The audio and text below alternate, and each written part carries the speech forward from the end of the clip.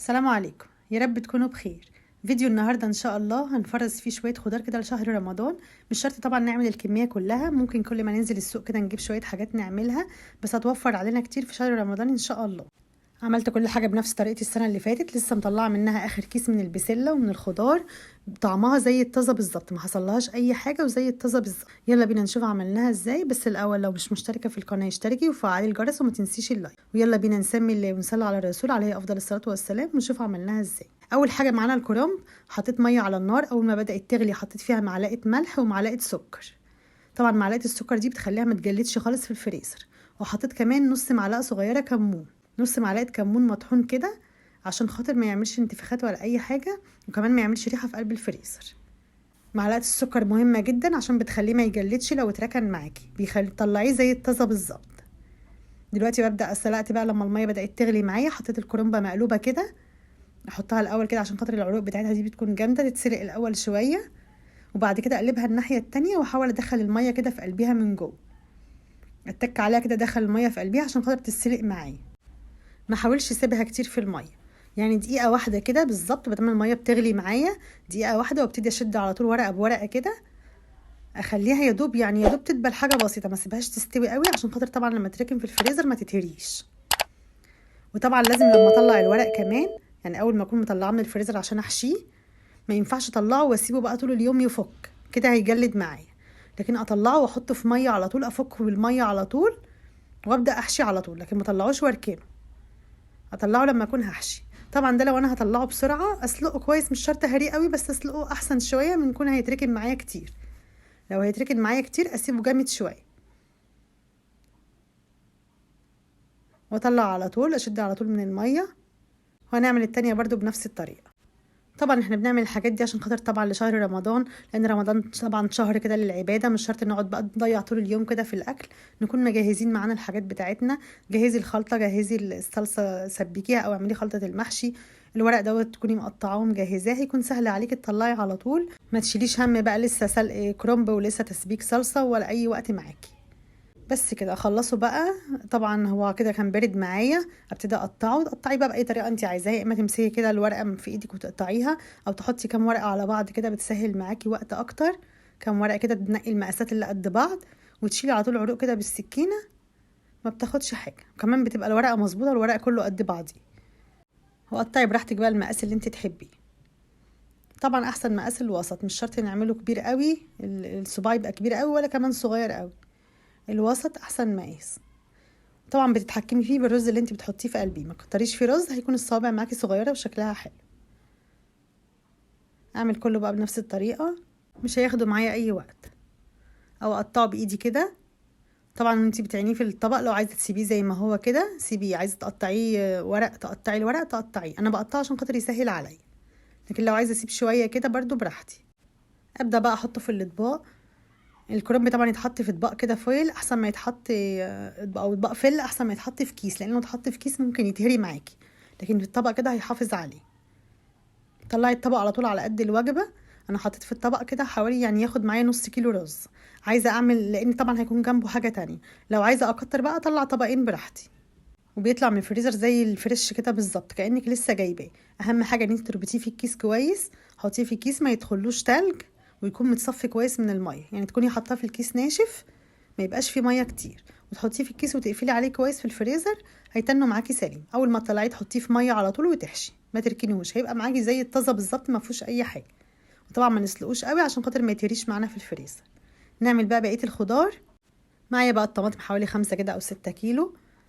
هقطعها واحطها في حله على النار. الاول ممكن اضربها زي لو انا عايزه اضربها في الاول في الخلاط اضربها، بس هي كده بتكون احسن. قطعتها الحبه اللي على الوش بس مش متقطعين، كده كده هيدوبوا بقى مع اللي تحت على ما اللي تحت يستوي. دلوقتي هعمل البسله. دول 4 كيلو بسله فردتهم، جبت عليهم كيلو جزر. قشرت طبعا البسله كلها وفردتها، وقشرت الجزر كمان، وخرطه بقى كده حتت صغيره على وش البسله. ممكن اعمل البسله لوحديها لو انا عايزه واحط الجزر كده زي ما هو، بس مش هتفرق. انا عاملاها قبل كده مع البسله وطالعين هما الاتنين حلوين قوي. خرطت الجزر مكعبات كده صغيره، هقلبه كويس وهغسلها كويس. وبعد ما غسلتها كويس حطيت بقى حله ميه كده على النار. الميه اللي انا هعمل فيها الطماطم معايا خلاص قلت اهي كمان الناحية التانية، قلبتها كده وقلت كده معايا. دلوقتي المية خلاص قربت تغلي. اول ما تكون المية خلاص هتغلي حطيت فيها معلقة سكر ومعلقتين خل. ده احلى محلول تعملي فيه البسلة، تطلع معاكي طازة زي ما هي، وكمان لونها هيكون اخضر. مش شرط بقى ملح ليمون ولا كربونات ولا الكلام ده، انت بتحطي معلقة سكر بس ومعلقتين خل. تنزلي بالبسلة لوحديها، ممكن تحطي البسلة لوحديها والجزر يتحط فريش كده عادي برضو بيكون حلو، او عايزة تعمليها على البسلة تعمليها. الاتنين الطريقتين صح. حطيت معلقة السكر ومعلقتين الخل، اقلبها فيها تقلبتين كده. اول ما تبتدي تغلي ما سيبهاش طبعا تغلي كتير، يدوب تاخد غلوة واحدة معايا واطلعها على طول. طلعها على مية ساقعة. لو هي البسلة معاكي جايباها في الاخر السنة ولا ناشفة شوية، سيبيها شوية في المية. بس طبعا الاحسن ان هي تكون خضرة وطازة كده، ما بتاخدش معاكي سوا وبتكون حلوة قوي. هي كده خضرة ما خدتش معايا سوا، فانا يدوب خليت المية غليت بس عليها غلوة واحدة بالظبط، واطلع على طول على مية ساقعة. طلعها بمية ساقعة وبردها على طول، واحطها في المصفى لما تتصفى خالص. دلوقتي بقى هعمل كوسة، مش هكتر طبعا، انا هعمل بس كوسة حاجة بسيطة كده لشوربة خضار. هعمل كيلو واحد كده احطه على البسلة والجزر لشوربة الخضار. هقشرها الاول، تقشريها كده بمقوار يديها بس شكل حلو، وبعد كده هخرطها. مش هخرطها تخينة قوي، اخليها وسط كده، ولا تخينة ولا رقيقة. وطبعا اكون عامله لها نفس المحلول او في نفس المية اللي انا عامله فيها البسلة، غلوة واحدة برضو بالظبط. المية اللي فيها معلقة سكر ومعلقتين خل، مش اكتر من كده. اسيبها تاخد غلوة واحدة بالظبط، هلاقي لونها كمان يخضر قوي معايا. غلوة واحدة بالظبط، ما اسيبهاش عشان ما تستويش في المية. ده بيخلي الكوسة تطلع معاكي طازة زي ما هي، ما تبقاش مجلدة ولا اي حاجة. ساعات الكوسة بتجلد كده وتبقى عاملة زي الكاوتش كده وما تستويش، لكن بالمحلول ده هتطلع زي ما هي. اهم حاجة ما اسيبهاش كتير، دقيقة واحدة واطلعها. دلوقتي برضو الصلصة خلاص معايا اهي، بدأت تسبك خالص. حطيت عليها معلقة ملح بقى، عشان طبعا الملح بيخليها تسبك اكتر، تستوي بسرعة. تنزل كل ميتها بقى وتستوي بسرعة. حطيت لها معلقة ملح، وهضربها كده بالهاند بلندر، او ممكن بقى تسيبيها تبرد وبعدين تحطيها في الخلاط.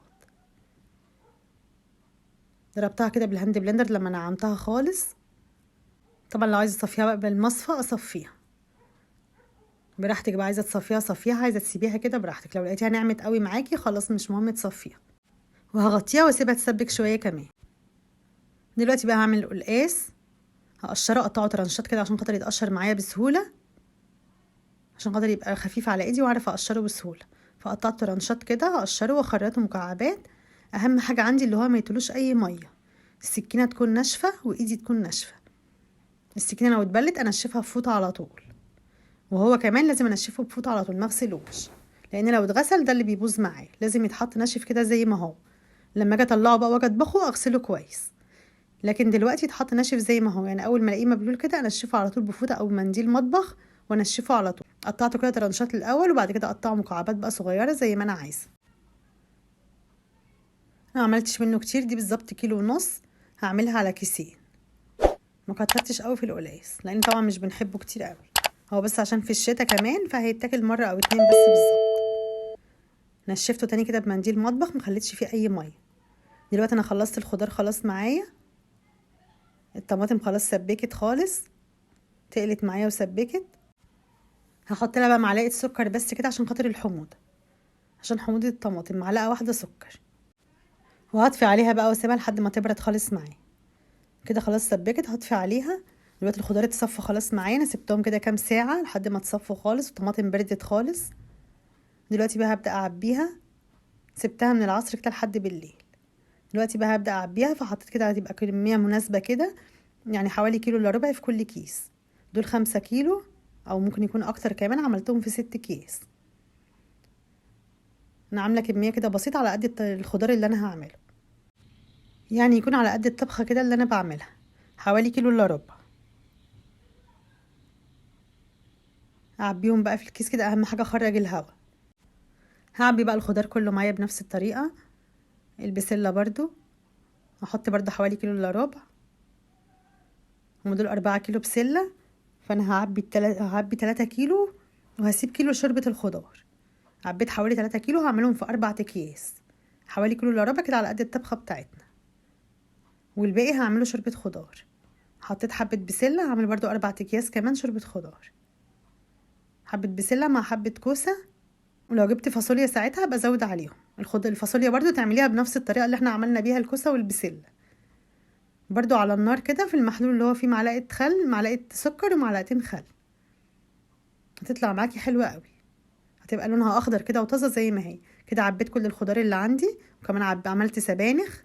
دول سبانخ، السبانخ غسلتها يا دوب سبتها تنشف وخرطتها كده، وحطيت معاها كزبره وشبت، مش اكتر من كده، عودين بس شبت وربطه كزبره، وحطيتها عليهم. عبيت كمان كيسين سبانخ، وعملت كيس واحد كوسه يتعمل خضار او يبقى يتحط على الشوربه زي ما انا عايزه بقى. عملت كيس واحد كده كوسه بس كده. طريقه حلوه قوي في التخزين، بتطلع معاكي زي ما هي، الخضار يطلع سليم ويستوي على طول، ما يجلدش ولا يبقى زي الكاوتش كده ساعات بنحطه ونلاقيه يطلع معانا مجلد. لا، الطريقه دي حلوه قوي، بس اهم حاجه طبعا يكون مقفول كويس، الهواء خارج من الكيس عشان خاطر الكيس ما يتلكش، ويبقى كمان متنشف كويس ما فيهوش ميه فالكيس ما يتلكش. بس كده، اتمنى الفيديو يكون عجبكم. لو الفيديو عجبكم ما تنسونيش باللايك والاشتراك في القناه وتفعيل الجرس عشان يوصلكم كل فيديوهاتي. والسلام عليكم ورحمه الله وبركاته. مع السلامه.